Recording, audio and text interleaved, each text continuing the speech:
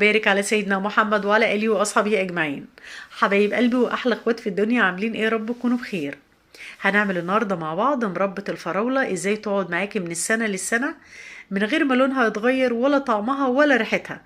وكمان هنفرزها كده علشان نعمل منها أحلى وأجمل عصير لشهر رمضان الكريم. كل سنة وانتم طيبين.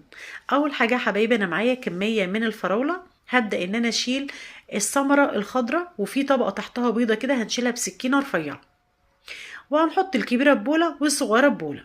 الكبيرة هنفرزها والصغيرة هنعملها مربى. أهم حاجة وانت بتشتري الفراولة لازم تكون سليمة وحمرة وجامدة، يعني ما تكونش طرية ولا تكون فيها حتت بايظة ولا تكون كده يعني لونها مش محمر. تمام. مش شرط خالص تكون كبيرة، يعني ممكن تكون صغيرة ولكن لازم تكون سليمة وجامدة وحمرة.